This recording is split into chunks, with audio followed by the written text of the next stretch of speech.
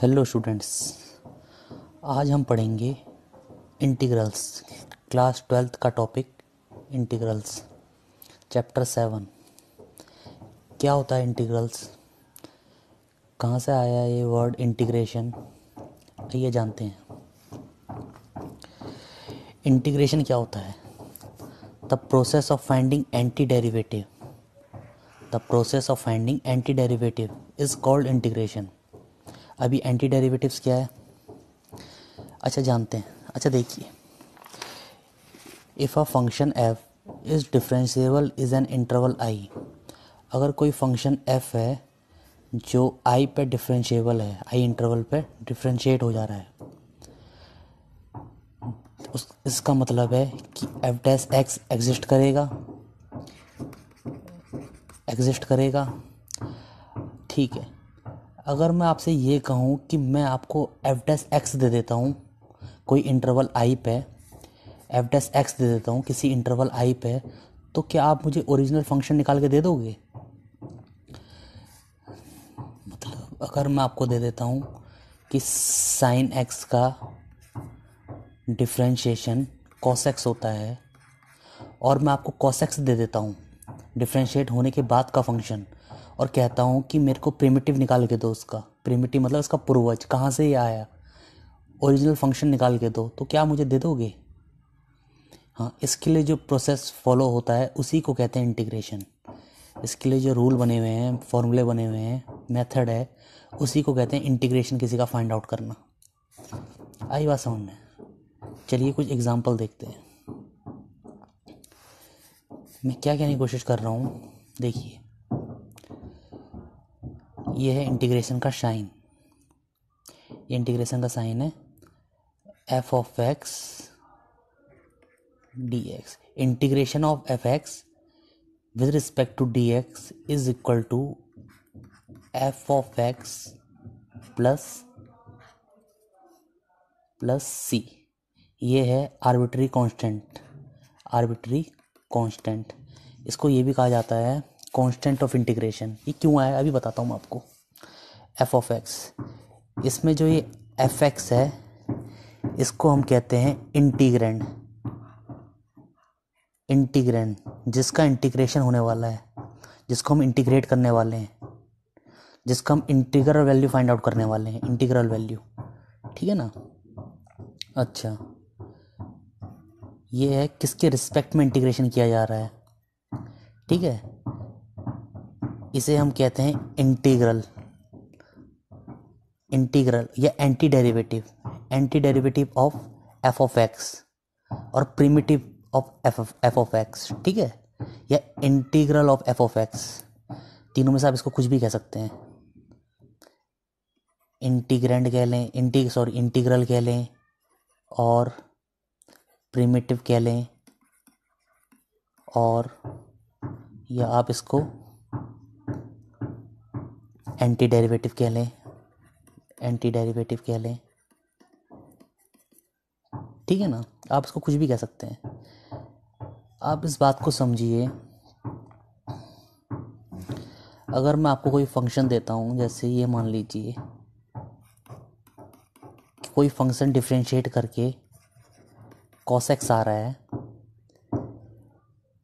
इसका anti derivative find out करिए, तो हम क्या से लिखेंगे? Integration of cos x with respect to dx is equal to, क्या डिफरेंशिएट होके cos x आया होगा? sin x। ठीक है, बिल्कुल ठीक है, sin x और प्लस आर्बिट्री कांस्टेंट। ये तो हर किसी के साथ आएगा। अब ये क्यों लिखा जाता है आर्बिट्री कांस्टेंट, ये मैं आपको बताता हूँ। मान लीजिए differentiation of sin x plus 1, differentiation of sin x plus 1 with respect to dx क्या आएगा? cos x। Differentiation of sin x plus 2 क्या आएगा? cos x। Up to so on differentiation of sin x plus n with respect to dx क्या आएगा? cos x। ठीक है ना? ये x के रिस्पेक्ट में डिफरेंशिएट हो रहा है, क्या आएगा? cos x। तो आप देख रहे हैं कि साइन एक्स का देखेंगे, अगर कोई पर्टिकुलर देखेंगे, पर्टिकुलर कर्व साइन एक्स की देखेंगे, हम पर्टिकुलर कर्व देखेंगे साइन एक्स की, उसका डिफ्रेंशिएशन भी कॉस एक्स आ रहा है। और फैमिली ऑफ कर्व देख लेंगे साइन एक्स की, ये -1 जाएगा, ये +1 जाएगा, ठीक है ना। अब कोई भी कर्व देख लेंगे इसकी वाई के अराउंड ही ये ऊपर नीचे होगी फैमिली ऑफ कर्व इसकी, कुछ भी आप देख लेंगे तो आएगा कॉस एक्स ही। तो हम ये फाइंड आउट नहीं कर पा रहे कि ये इसका कांस्टेंट क्या होगा, तो इसलिए हम सी लगा देते हैं, इसलिए हम इंटीग्रेशन करने के बाद सी लगा देते हैं। जैसे आपसे कोई पूछे अगर कॉस एक्स का इंटीग्रेशन क्या होता है तो आप बोलेंगे साइन एक्स प्लस सी, ठीक है ना। तो इसका इंटीग्रेशन आ जाता है साइन एक्स प्लस सी। अब समझ में आया आपको सी क्यों आता है, सी किसने बोला आपको लगाने के लिए, सी यहाँ से आता है इंटीग्रेशन कांस्टेंट से। अब तो आप बात समझ गए होंगे, ठीक है ना। और आइए चलिए करते हैं इसके कुछ क्वेश्चन, पहले से इस फॉर्मूले देख लेते हैं कुछ।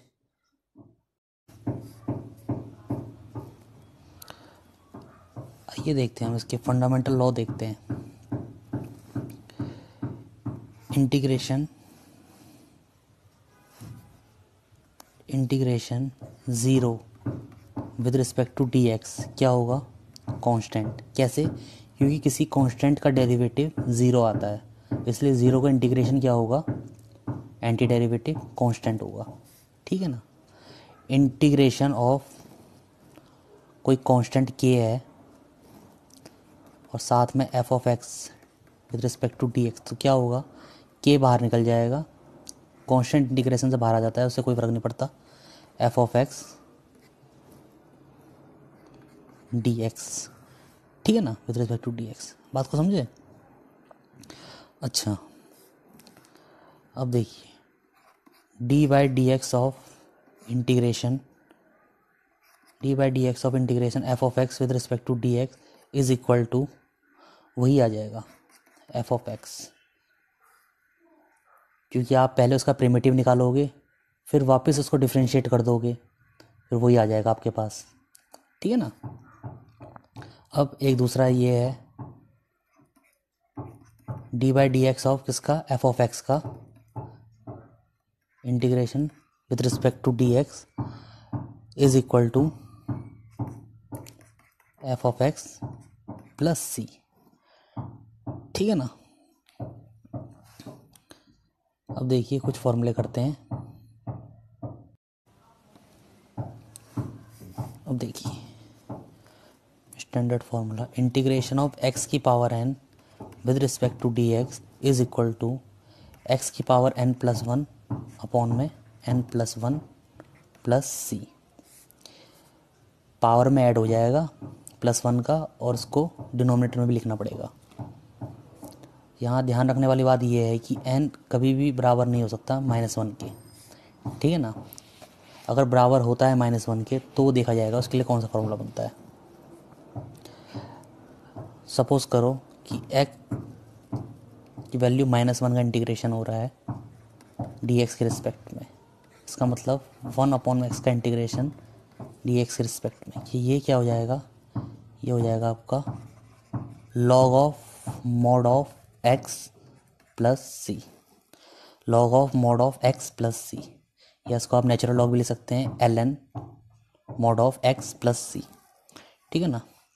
थर्ड फार्मूला देखिए, इंटीग्रेशन ऑफ एक्सपोनेंशियल का इंटीग्रेशन e की पावर x का integration with respect to d x is equal to, वही आ जाता है, इसमें कोई चेंज नहीं होता, ठीक है ना। इंटीग्रेशन ऑफ a की पावर x का integration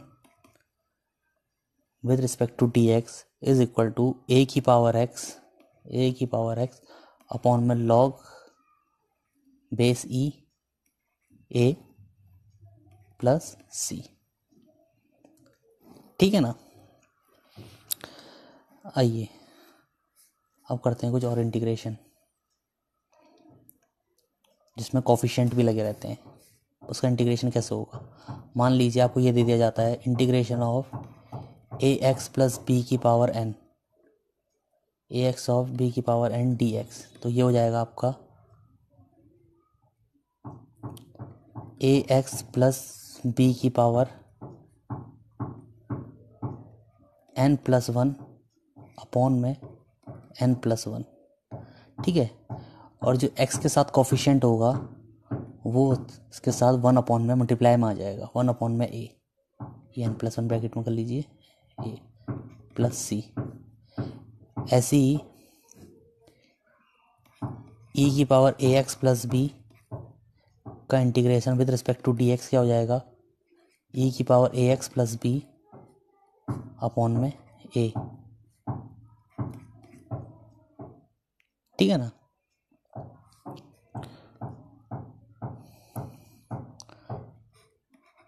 sign a x plus b का इंटीग्रेशन क्या हो जाएगा with respect to d x, minus cos a x plus b upon में एक्स का कोफिशिएंट ए। समझ गया ना, ये मैंने ए क्यों लगाया, प्लस सी। अब आपकी बात समझ में आ गई होगी, थोड़ा थोड़ा सा आपको समझ में आ ही रहा होगा, बाकी हम क्वेश्चन से थोड़ा थोड़ा समझ लेंगे। ये देखिए हमारे पास एक्सरसाइज का पहला क्वेश्चन है, साइन 2x का इंटीग्रेशन फाइंड आउट करना है। Find out the integration of sine 2x with respect to dx is equal to, अब देखिए क्या हो जाएगा, ये sine a x plus b की फॉर्म में है जिसमें a की वैल्यू 2 है, कोफिशिएंट x का, तो ये हो जाएगा आपका माइनस कॉस 2x अपॉन में 2 प्लस सी। समझे बात को।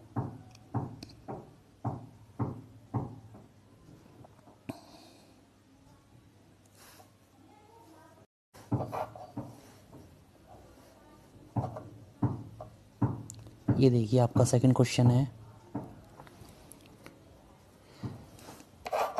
cos 3x का इंटीग्रेशन अगर हमें फाइंड आउट करना है, integration of cos 3x with respect to dx, तो क्या आ जाएगा, साइन 3x 1 अपॉन में 3 plus c.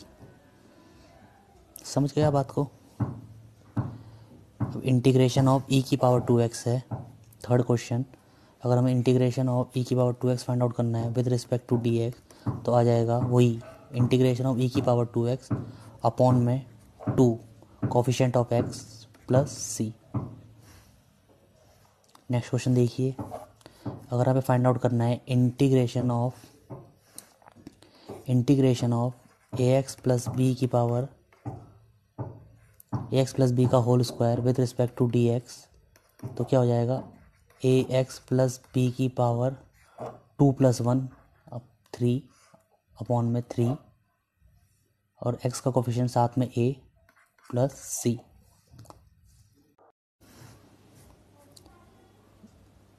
Integration of sine 2x with respect to dx minus integration of, वही 4 बाहर ले लेंगे, e की पावर 3x dx। अभी आपको प्रॉपर्टी में बताया था ना, फंडामेंटल प्रॉपर्टी में इसकी, कि कांस्टेंट हमेशा बाहर आ जाता है। अब साइन 2x का करिए, माइनस कॉस 2x अपॉन में 2 माइनस 4/3 e की पावर 3x, वो 3 क्यों आया, coefficient of x plus c. ठीक है ना। क्या है हमारा answer, minus cos 2x upon में 2 माइनस 4/3 e की पावर 3x प्लस सी, अगर हम इसका इंटीग्रेशन करते हैं तो। ठीक है। सिक्स्थ देखिए, इंटीग्रेशन ऑफ 4e की पावर 3x प्लस 1, तो इंटीग्रेशन बांट दीजिए, डिस्ट्रीब्यूट कर दीजिए दोनों में, इनके साथ का रिस्पेक्ट लगा के,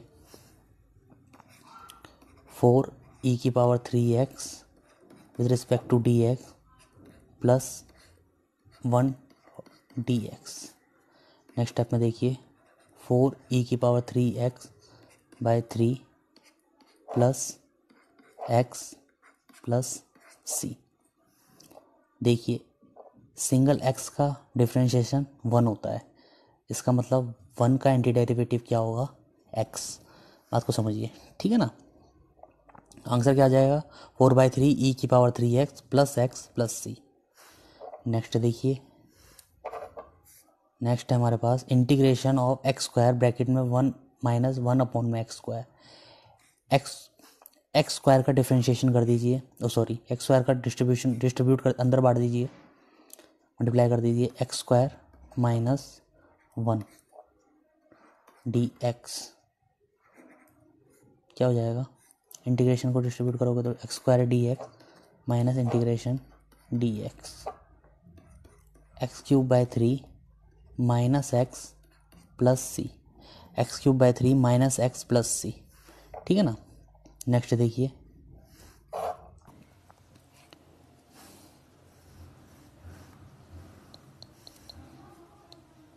इंटीग्रेशन ए बाहर ले लेंगे, x square d x plus b बाहर ले लेंगे, integration x d x plus c बाहर ले लेंगे, इंटीग्रेशन डी एक्स। अब देखिए a x cube by 3 plus b x square by 2 plus c x plus, अब देखिए आर्बिट यहाँ पर सी पहले से दे दिया इन्होंने, अच्छा वो स्मॉल सी है, ठीक है ना, तो आप कैपिटल सी का यूज़ यहाँ कर सकते हैं आर्बिट्री कांस्टेंट के लिए, कैपिटल सी का, ठीक है ना। आगे बात समझ में, ठीक है बच्चों। अब देखिए आगे 2x स्क्वायर प्लस ई की पावर x, वही इंटीग्रेशन दोनों में डिस्ट्रीब्यूट करो, कांस्टेंट बाहर ले लो, x square d x integration of x square with respect to d x plus integration of e की power x with respect to d x, 2x cube by 3 plus e की power x plus constant, ठीक है। Next देखिए a minus b का whole square की property लगा दीजिए इसमें, आइडेंटिटी क्या होगा,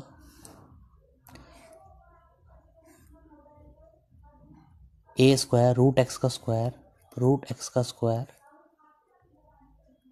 प्लस 1 अपॉन में रूट एक्स का स्क्वायर माइनस 2 1 अपॉन में रूट एक्स इंटू में root x with respect to d x. अच्छा, इंटीग्रेशन ऑफ ब्रैकेट में x plus 1 by x minus root x से रूट एक्स कैंसिल हो जाएगा, बचेगा 2 with respect to d x. अब integration distribute कर दो, x d x plus integration of 1 upon में एक्स डी एक्स माइनस 2 बाहर आ जाएगा, कांस्टेंट है, integration with respect to d x. अब आ जाएगा आपका x square by 2 plus log of mod of x minus 2x plus t c, ठीक है बच्चों। ये हमने करे थे एक्सरसाइज के 1st to 10th question. Rest of the question हम करेंगे नेक्स्ट वीडियो में, तब तक के लिए बाय बाय।